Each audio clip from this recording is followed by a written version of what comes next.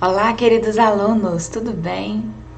Sejam bem-vindos aqui ao meu canal Química na Cuca. Eu sou a professora Valquíria Paiva, professora de Química do Instituto Piaget de Ensino.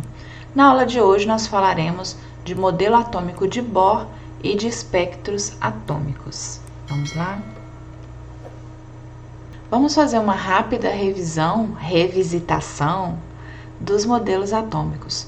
Então, nós já vimos que o modelo atômico de Dalton é aquele que ele definiu como uma esfera maciça, indivisível, indestrutível, chamado de modelo bola de bilhar. Esse modelo de Dalton tinha limitações porque ele não previa a existência de isótopos e não previa a divisibilidade do átomo, ou seja, ele considerava o átomo indivisível. O modelo de Thomson descobriu a primeira partícula subatômica, que foi o elétron. O átomo para ele já era divisível e composto por cargas negativas, que são os elétrons. Esses elétrons estavam incrustados de maneira aleatória em uma esfera positiva. O átomo seria eletricamente neutro e chamado de modelo pudim de passas, Rutherford. Rutherford, ele dizia que o átomo possuía um núcleo denso e positivo, no qual se encontravam os prótons, que representava a massa real do átomo, uma eletrosfera com órbitas circulares ao redor desse núcleo, os elétrons com massa desprezível, no qual se localizavam os elétrons. O átomo ele seria eletricamente neutro e para cada próton existe um elétron. É um modelo chamado sistema solar. As limitações do modelo de Rutherford são que havia uma grande possibilidade de repulsão eletrostática entre as partículas positivas no núcleo e que os elétrons perderiam energia e colidiriam com o núcleo. Então vamos ver mais detalhado as limitações do modelo de Rutherford. O modelo de Rutherford ele foi um grande passo, sem dúvida, para a teoria atômica, mas ele tinha limitações. Rutherford foi obrigado a admitir que os elétrons giravam ao redor do núcleo, porque sem o movimento, os elétrons que são negativos seriam atraídos pelo núcleo que é positivo. Consequentemente, eles causariam um desmonte do átomo, né? Fato que nunca foi observado. Além disso, toda partícula elétrica, num movimento circular, ela vai perdendo energia continuamente, diminuindo a sua velocidade de rotação e provocaria que o elétron acabaria indo de encontro no núcleo. Novamente, um fato que nunca foi observado. Então, o modelo de Rutherford, assim como todos os modelos científicos, apresentava essas limitações.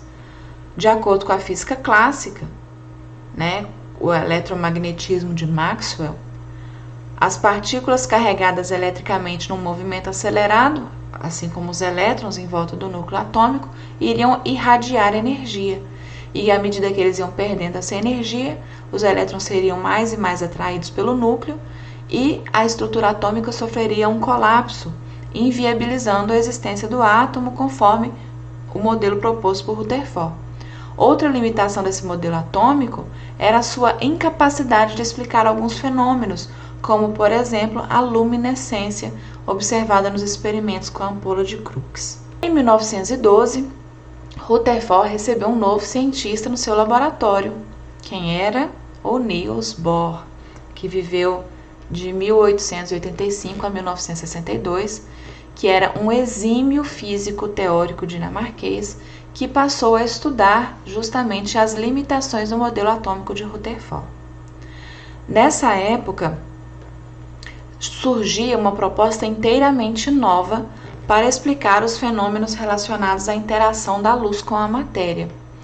Os físicos sempre consideraram que a energia era emitida ou absorvida de forma contínua. Porém, em 1900, o físico alemão Max Planck, que viveu de 1858 a 1947, sugeriu a hipótese da quantização da energia para explicar os resultados da radiação emitida por sólidos aquecidos a várias temperaturas.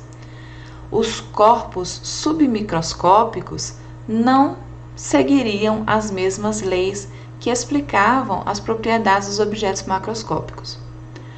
Bohr já conhecia os trabalhos de Planck e decidiu aplicar a ideia da quantização da energia na descrição das órbitas dos elétrons ao redor do núcleo. Diante dessas considerações, ele apresentou em 1913 um modelo atômico. Aqui nós vamos apresentar de uma maneira bem simplificada, com base em 3 postulados. O que é um postulado? Um postulado é uma sentença que não é provada, ou seja, ela não é demonstrada, por isso torna-se um consenso inicial para a aceitação de determinada teoria. Para nós compreendermos melhor e aprofundarmos a questão do espectro dos átomos no modelo atômico de Bohr, nós vamos falar sobre ondas eletromagnéticas. Então vamos revisar alguns tópicos sobre o comportamento da luz. O que são ondas eletromagnéticas? São ondas formadas pela oscilação simultânea de um campo elétrico e de um campo magnético perpendiculares entre si, cujo exemplo mais comum de onda ou oscilação eletromagnética é a luz. Então, o que é uma onda? É isso aqui, né? Ela tem cristas e tem vales. Então, de uma crista a outra, nós chamamos de comprimento de onda, representado pela letra lambda. Vamos ver o caso da luz. A luz branca, ou seja, a luz solar, ou de uma lâmpada incandescente comum, ela se decompõe em várias cores que formam o chamado espectro luminoso.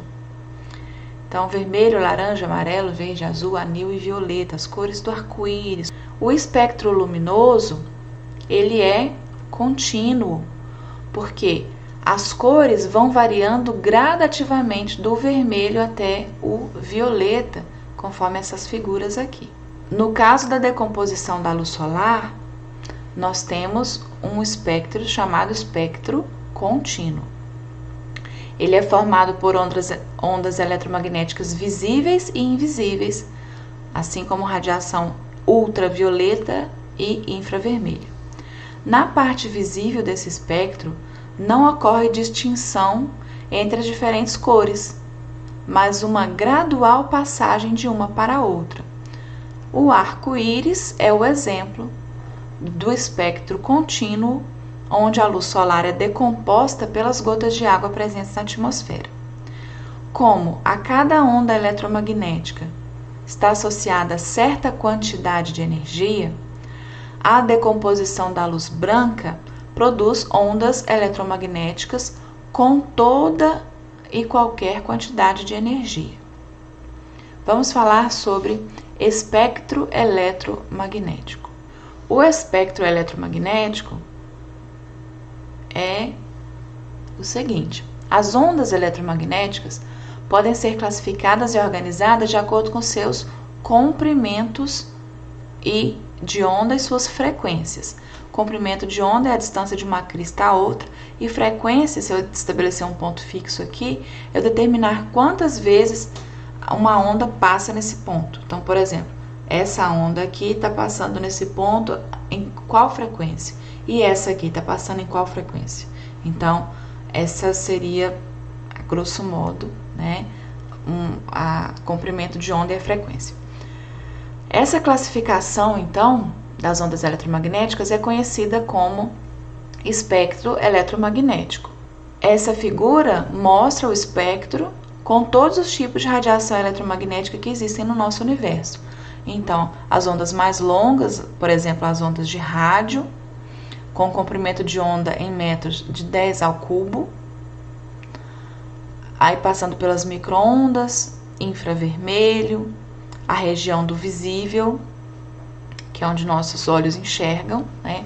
Ultravioleta, raios X, até os raios gama, com comprimento de onda menor, né, de 10 a menos 12 metros. O espectro eletromagnético ele é composto, então, por todas as variedades de radiação do universo. Os raios gama têm a frequência mais alta, enquanto as ondas de rádio têm as mais baixas frequências. A luz visível está aproximadamente no meio do espectro e abrange uma fração muito pequena do espectro todo.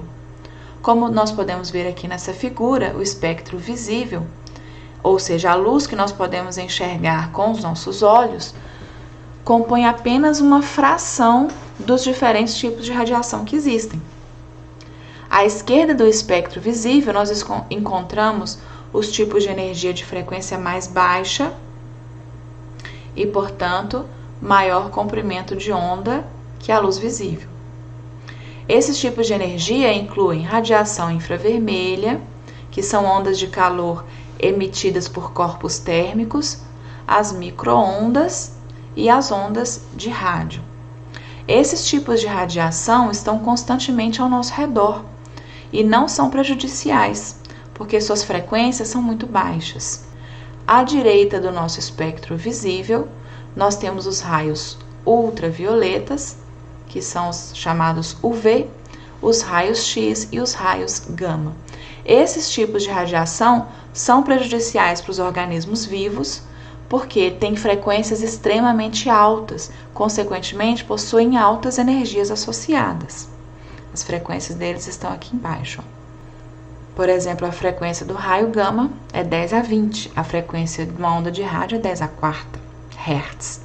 Por isso, então, voltando aqui à história dos raios ultravioletas, raios X e raios gama, é por isso que nós temos que passar protetor solar quando nós vamos nos expor ao sol, para bloquear os raios ultravioleta do sol, e é por isso também que o radiologista coloca proteção de chumbo na gente quando a gente vai tirar um raio-x, porque senão a radiação entra em outras partes do corpo, né, que não estão sendo examinadas naquela hora.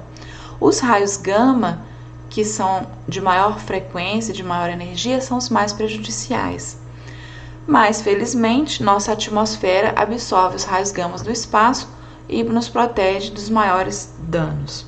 Aqui nós vimos o comportamento de onda eletromagnética da luz. Vamos ver o comportamento de fótons, comportamento da luz como partícula. A luz, ela é tanto onda quanto partícula. A dualidade onda-partícula da luz, ela mostra que esse comportamento dela é duplo. Então, por exemplo, a luz sofre fenômenos como refração, dispersão e polarização, que são fenômenos característicos das ondas. No entanto, para se compreender o efeito fotoelétrico, por exemplo, deve-se considerar que ela é composta também pelas partículas denominadas de fótons. O que são fótons? Os fótons são as partículas que compõem a luz e podem ser definidos como pequenos pacotes que transportam a energia contida nas radiações eletromagnéticas. Segundo Einstein, um fóton deve possuir uma quantidade fixa de energia definida pela seguinte equação, também chamada de equação de Planck.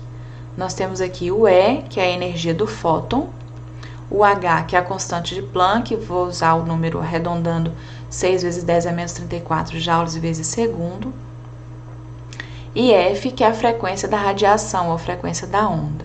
Então, cada pacote de energia, cada fóton, ele é calculado, a sua energia, por esta fórmula. A quantidade mínima de energia que uma onda eletromagnética deve possuir corresponde a esse produto H vezes F. E qualquer valor de energia para uma radiação eletromagnética deve ser um múltiplo inteiro desse produto. Hoje nós sabemos que a diferença entre uma cor e outra é baseada na diferença dos comprimentos de onda e nas frequências desses comprimentos de onda. Consequentemente, na energia liberada, que vai variar para cada cor de acordo com essa equação de Planck. Albert Einstein, ele explicou o efeito fotoelétrico teorizando que essas ondas eletromagnéticas, no modelo ondulatório, interagiam com uma placa de metal, só fariam com que os elétrons fossem ejetados instantaneamente se elas se comportassem como partículas, que é o modelo corpuscular. Então, essa intercalação de ideias entre ondas e partículas com relação à luz, que é aceita na comunidade científica como natureza dual da luz, é que nos ajuda a entender os fenômenos de absorção e de emissão de energia. Então, em 1924, o físico francês Louis de Broglie, utilizando essas teorias já faladas de Planck e de Einstein, utilizando também da ideia de que na natureza existe simetria, ele trabalhou a hipótese da partícula se comportar como onda. Através de uma expressão matemática, ele relacionou o comprimento de onda de uma partícula à quantidade de movimento da mesma. Nós não vamos entrar agora nesse assunto, mas para nós compreendermos o contexto científico das teorias da época. Vamos falar então de espectros atômicos. O que é um espectro? É o conjunto de cores obtido através da dispersão dos componentes de uma luz, e ele pode ser contínuo ou descontínuo. Lá em 1666, o famoso cientista Isaac Newton fez a luz solar passar por um prisma e foi decomposta em 7 cores do arco-íris, obtendo então um espectro contínuo, ou seja, a passagem de uma cor para outra é praticamente imperceptível. Em meados de 1855, Bunsen, aquele criador do bico de Bunsen, que nós utilizamos no laboratório, percebeu que cada composto emitia uma determinada cor ao ser submetido à ação de uma chama. Quando essa luz passava por um prisma, produzia-se um espectro diferente do espectro solar. As linhas ou raias de cada cor eram espaçadas, claras e finas, sendo, portanto, um espectro descontínuo. Se a luz que atravessar o prisma for de uma substância como o hidrogênio, o sódio, o neônio, etc., vai ser obtido então um espectro descontínuo. Este é caracterizado por apresentar linhas coloridas separadas. Em outras palavras, somente alguns tipos de radiações luminosas são emitidas, isto é, somente radiações com valores determinados de energia são emitidas. Bohr, então, utilizou esse elemento do hidrogênio para implementar seu modelo atômico. Ele observou que ao utilizar um tubo contendo o gás hidrogênio a baixa pressão e sobre alta tensão elétrica, estamos chamando aqui de lâmpada de hidrogênio, o fenômeno observado seria bem diferente do espectro contínuo de emissão da luz branca, conforme demonstrado aqui nas figuras. À vista frontal do anteparo, ele observa a linha vermelha, a linha azul, a linha anil e a linha violeta. Com base nas observações experimentais e aplicando juntamente a teoria de Planck, de Einstein, de Broglie, o Bohr raciocinou que se os átomos só emitem radiações de certos comprimentos de onda e de certas frequências muito bem determinadas, não de quaisquer valores, de modo que a energia, então, não era emitida de modo contínuo, mas em pacotes de energia que são chamados lá por Planck de quantum de energia. A partir daí, então, Bohr finalmente postulou sua teoria atômica, os chamados postulados de Bohr. Os postulados do modelo atômico de Bohr. Os elétrons percorrem órbitas circulares ao redor do núcleo. Há uma quantidade limitada de órbitas permitidas que se chamam camadas eletrônicas ou níveis de energia. Quanto mais afastada do núcleo estiver a camada ou nível, maior será a energia do elétron localizado nela. Durante a translação nessas órbitas permitidas, os elétrons não perdem energia espontaneamente e se mantêm em uma órbita estável, condição conhecida como estado estacionário. O estado estacionário de menor energia é o mais estável. Ele ficou conhecido como estado fundamental e aqueles de maiores energias como estados excitados do elétron. Quando um elétron recebe energia suficiente do meio externo por aquecimento, por exemplo, ele se desloca para uma órbita mais distante do núcleo, que é mais energética que sua própria órbita original. Quando o elétron perde essa energia pré-adquirida, ele retorna para sua órbita original, dissipando a energia recebida na forma de energia térmica ou luminosa.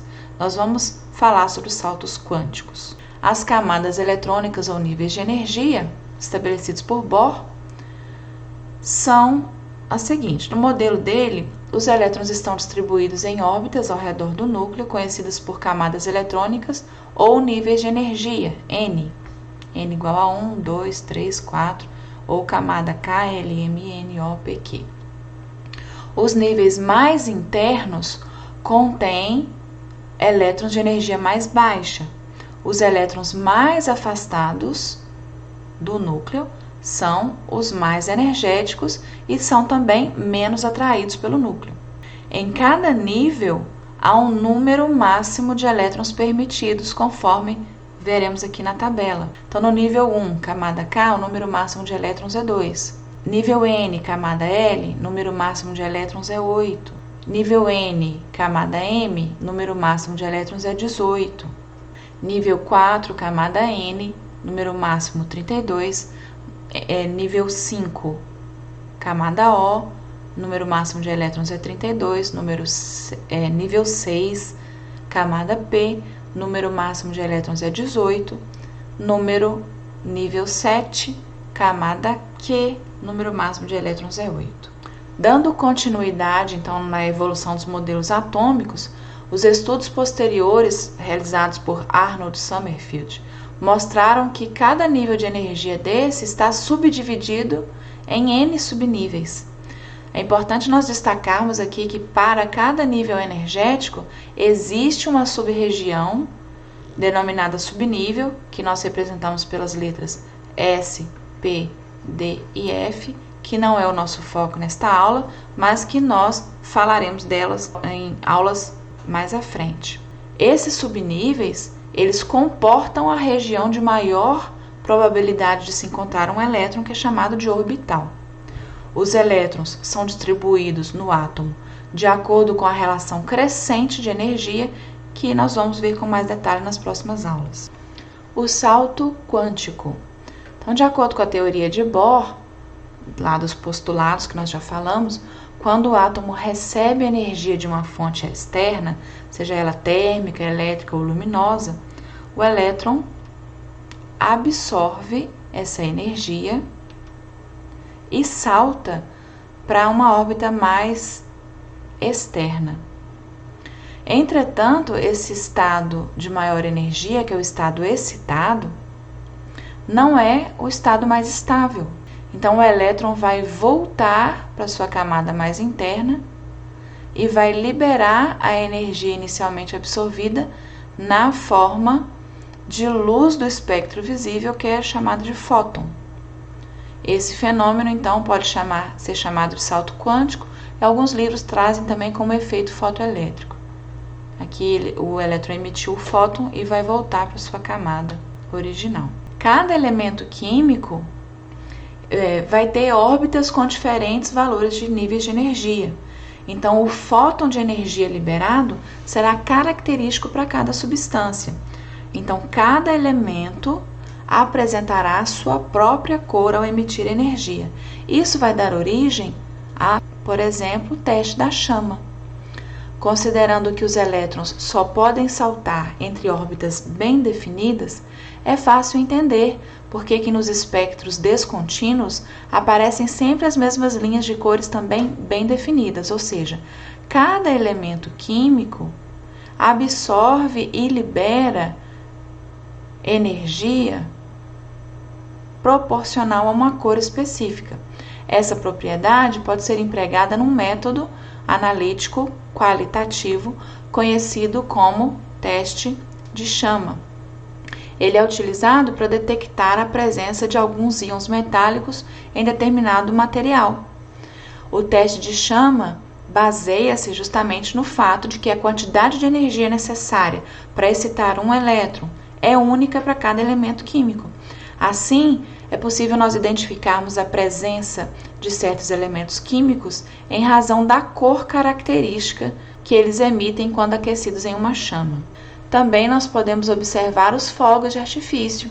Então, no caso dos fogos de artifício, a alta temperatura dos fogos, proporcionada pela queima da pólvora, leva também os elétrons dos metais a níveis de maior energia. As cores obtidas resultam de transições eletrônicas, mudanças de posicionamento dos elétrons nos átomos ou íons que são energeticamente excitados. Quando os elétrons retornam ao seu estado fundamental, os átomos ou íons emitem luz com determinada coloração.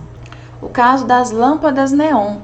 Alguns gases, quando ficam confinados em um recipiente sob baixa pressão, são submetidos a descargas elétricas de alta tensão, por exemplo, em torno de 10.000 volts, podem emitir luz visível.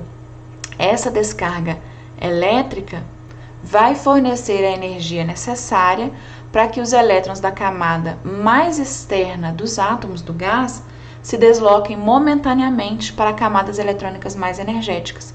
E quando eles retornam à situação original, o chamado estado fundamental, os elétrons então emitem a energia absorvida e parte dessa energia emitida aparece como luz visível. Vamos ver a diferença de fluorescência e fosforescência? Alguns materiais, quando absorvem radiação ultravioleta ou outras formas de radiação, emitem de volta luz visível. Esse fenômeno é chamado genericamente de luminescência. O que é uma substância fluorescente?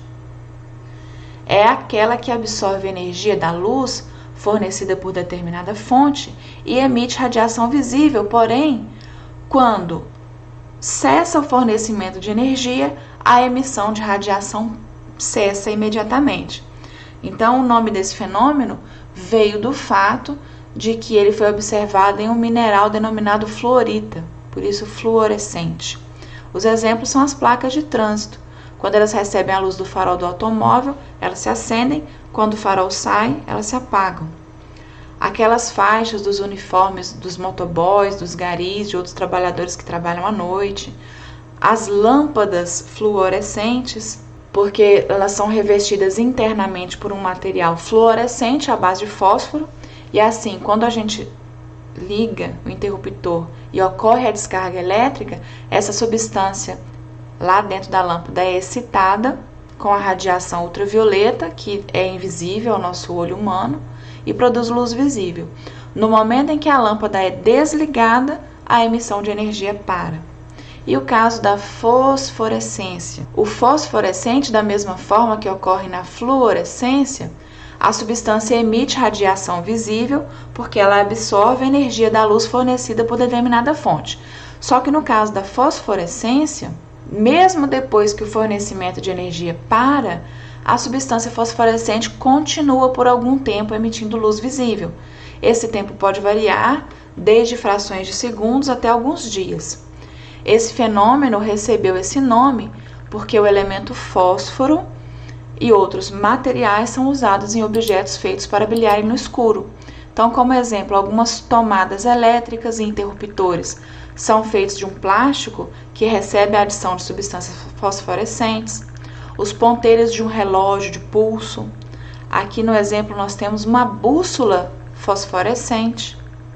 Aqueles objetos autocolantes colados lá no teto, na decoração do quarto das crianças, né, que tem estrelinhas e planetas, são feitos de sulfeto de zinco e são fosforescentes. E agora está muito na moda, né, as pulseirinhas coloridas usadas em festas.